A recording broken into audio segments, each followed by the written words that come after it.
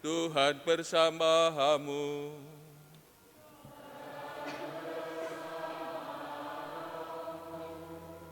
Inilah Injil suci menurut Yohanes.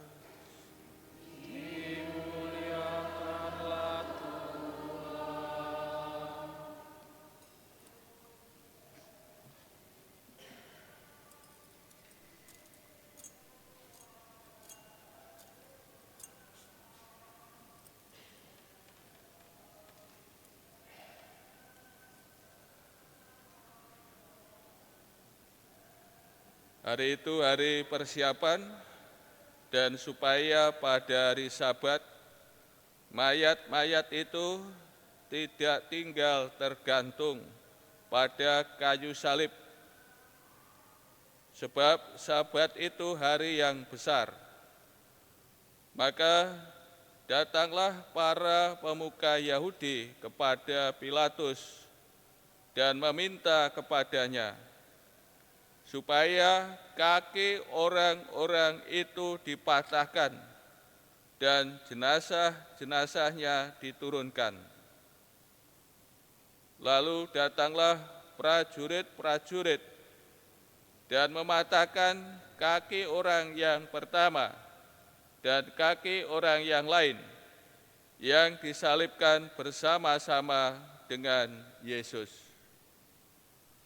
Tetapi ketika mereka sampai kepada Yesus dan melihat bahwa ia telah mati, mereka tidak mematahkan kakinya, tetapi seorang dari antara prajurit itu menikam lambung Yesus dengan tombak, dan segera mengalir keluar darah dan air. Orang yang melihat sendiri hal itu bersaksi, dan benarlah kesaksiannya. Ia pun tahu bahwa ia mengatakan kebenaran, supaya kamu juga percaya. Sebab hal itu terjadi supaya digenapi yang ada tertulis dalam kitab suci. Tidak ada tulangnya yang akan dipatahkan. Ada pula nas lain yang mengatakan mereka akan memandang dia yang telah mereka tikam. Demikianlah sabda Tuhan.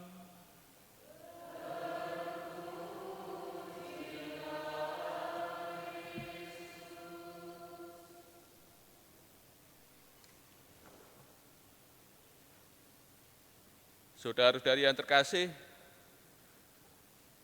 hati dimengerti sebagai pusat kepribadian manusia, pusat kehendak, keinginan, kemauan.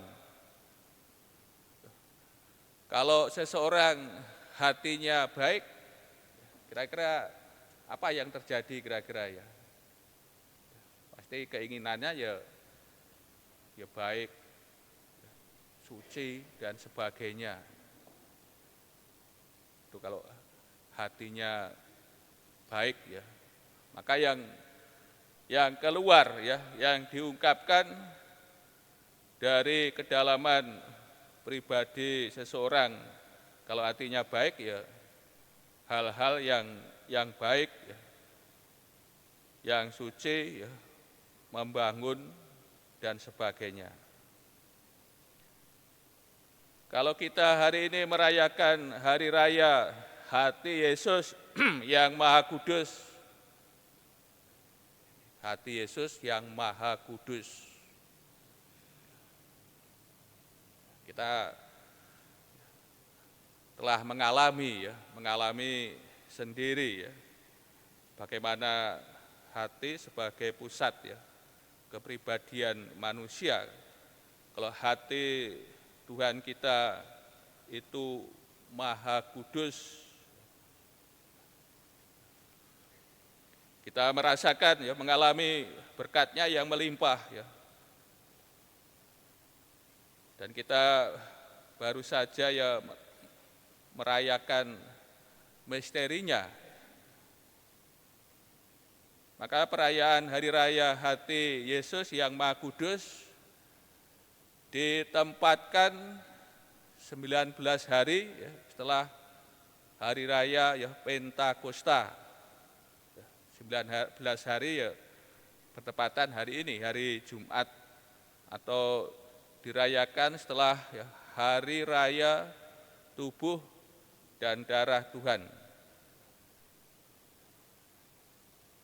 Kita merayakan ya mulai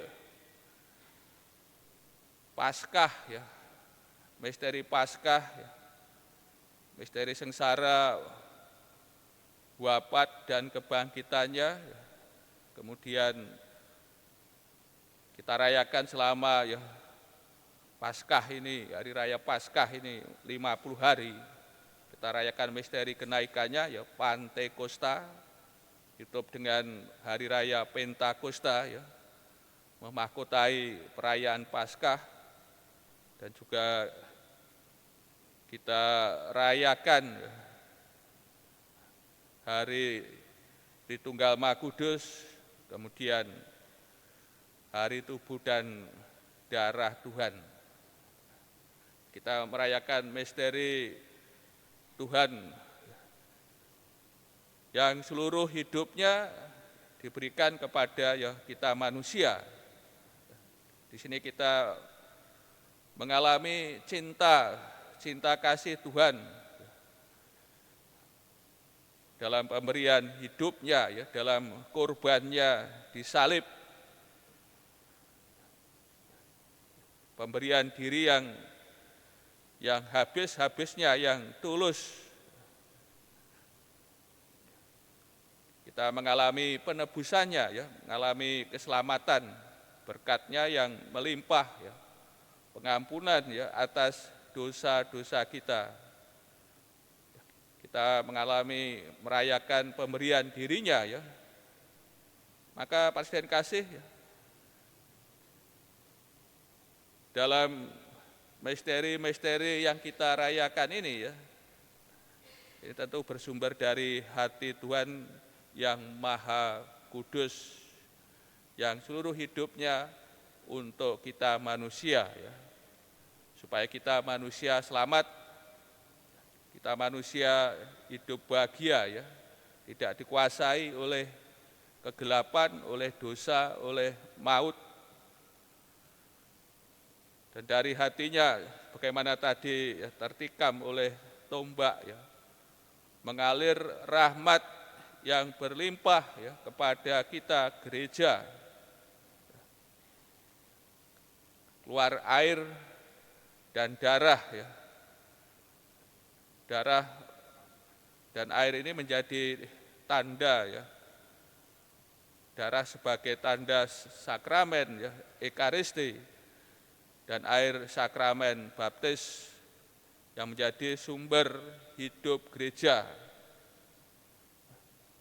Ini kita benar-benar mengalami ya, berkat yang melimpah ya, dari Tuhan kita Yesus Kristus.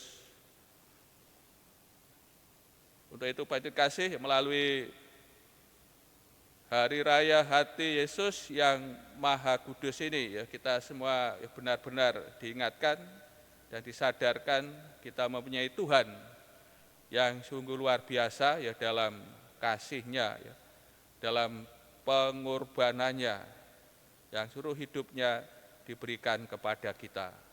Maka pantaslah dalam hidup ini kita senantiasa ya bersyukur kepada Bapa kita ya atas anugerah putranya, ya, Tuhan Yesus datang ke dunia untuk ya menebus kita.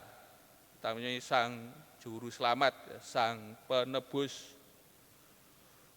Maka di dalam hidup ini harus senantiasa dipenuhi rasa syukur, ya, pujian, senantiasa memuliakan Allah, ya.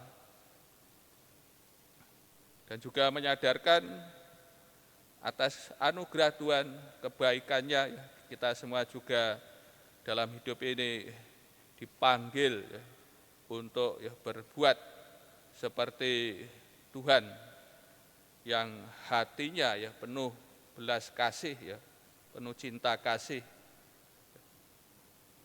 Kita yang tidak berkekurangan rahmat dari Tuhan Yesus, maka hendaknya kita pun juga akhirnya menjadi penyalur berkat-Nya, rahmat-Nya kepada sesama kita.